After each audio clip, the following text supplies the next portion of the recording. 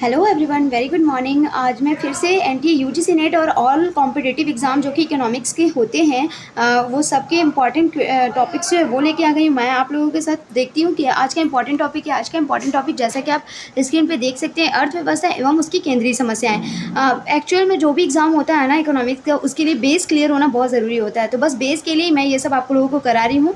Hope आप समझ पाएंगे। ठीक है, तो आइए देखते हैं। सबसे पहला क्वेश्चन क्या है, अर्थव्यवस्था क्या है। ठीक है, तो एक अर्थव्यवस्था ऐसी व्यवस्था को प्रदर्शित करती है जिसके अंतर्गत उस क्षेत्र के व्यक्ति अपनी आजीविका अर्जित करने के लिए विभिन्न विभिन्न क्रियाएं करते हैं। मतलब एक अर्थव्यवस्था ऐसी व्यवस्था को प्रदर्शित करी है जिसके अंतर्गत उस क्षेत्र में जितने भी व्यक्ति रह रहे, जैसे कि हम, आप, हमारे पापा, हमारे दादाजी, ये सब अपनी आजीविका अर्जित करने के लिए अलग अलग क्रियाएं करते हैं। हर कोई इस क्षेत्र में अर्थव्यवस्था में जीने के लिए कुछ ना कुछ काम करता है। ठीक है, उदाहरण के लिए हमारे पिताजी द्वारा अपनी आजीविका चलाने हेतु किया गया कृषि कार्य, मेरे पिताजी कृषि का काम करते हैं तो उनके द्वारा किया गया कृषि कार्य।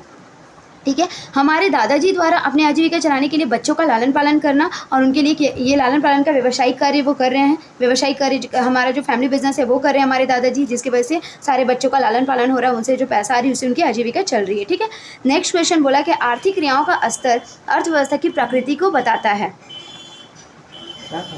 अर्थव्यवस्था की प्रकृति को बताता है। जो हमारी आर्थिक क्रियाएं होती है ना, उनका लेवल क्या बताता है कि अर्थव्यवस्था का नेचर कैसा है। तो इस आधार पर अर्थव्यवस्था को दो श्रेणियों में वर्गीकृत किया जाता है, वो है अल्प विकसित अर्थव्यवस्था और विकसित अर्थव्यवस्था। अल्प विकसित अर्थव्यवस्था क्या होती है, जिस अर्थव्यवस्था को मतलब कम विकसित होती है उसे अल्प विकसित बोलते हैं। जो पूरा व्यापक विकसित होती है उसे विकसित अर्थव्यवस्था बोलते हैं। ठीक है, तो फिर अर्थव्यवस्था और तो प्रत्येक अर्थव्यवस्था किसी न किसी आर्थिक प्रणाली के अधीन कार्य करती है और आर्थिक क्रियाओं का संचालन करती है। मतलब हर व्यवस्था में ऐसे व्यक्ति होते हैं, हर अर्थव्यवस्था में जो कोई ना कोई काम करते हैं, आर्थिक क्रिया करते हैं, जिसकी वजह से उनका जीवन यापन होता है। तो वही चीज़ यहाँ पे बता रहा है। ठीक है, इस प्रकार अर्थव्यवस्था के प्रकार आर्थिक प्रणाली की प्रकृति के आधार पर बांटे जाते हैं, मतलब उनके नेचर के आधार पर बांटे जाते हैं। क्या क्या अर्थव्यवस्था के प्रकार जो होते हैं, वो पहला होता है पूंजीवादी अर्थव्यवस्था, अर्थात उसको बाजार अर्थव्यवस्था भी बोलते हैं।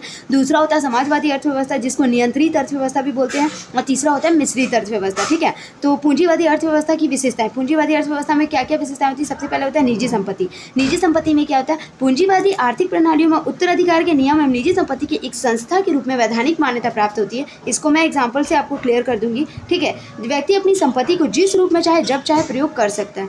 यह संस्था संपत्ति के मालिक की मृत्यु के पश्चात उसकी संपत्ति को उसके उत्तराधिकार को देने की भी कानूनी अधिकार प्रदान होता है। उदाहरण के लिए मेरे दादाजी की खुद की संपत्ति, हाँ, का खुद का बनाया हुआ घर जो उनकी खुद की संपत्ति है, फिर उसके बाद खुद की खरीदी हुई गाड़ी, खुद की खरीदी हुई सोने की चैन, सभी निजी संपत्ति के उदाहरण हो सकते हैं। और मेरे दादाजी का मृत्यु के बाद उनकी संपत्ति का उत्तराधिकार कौन बनेगा? मेरे पापा और चाचा बन जाएंगे। ठीक है, तो ऐसा नियम है हमारे देश में। फिर सेकंड पॉइंट है आर्थिक स्वतंत्रता। पूंजीवादी अर्थव्यवस्था व्यक्ति को कार्य करने की स्वतंत्रता प्रदान करता है। मतलब व्यक्ति कोई भी अपना कार्य अर्थव्यवस्था में कर सकता है। ठीक है, किसी भी वस्तु का चुनाव वो कर सकता है अगर उसके पास पूंजी है। तो किसी भी वस्तु के उपभोग की स्वतंत्रता होती है, बचत एवं विनियोग करने की स्वतंत्रता होती है।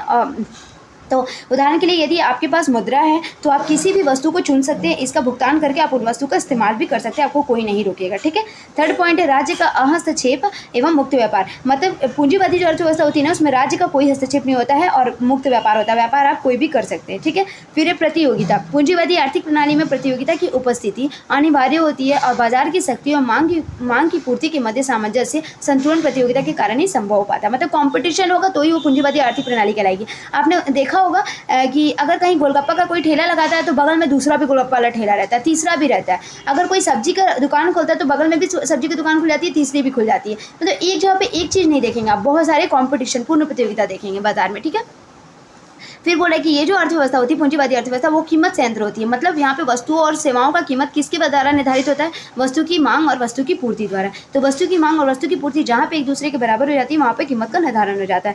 Thank you. अगर वीडियो अच्छी लगी तो प्लीज़ लाइक और सब्सक्राइब गाइस, प्लीज।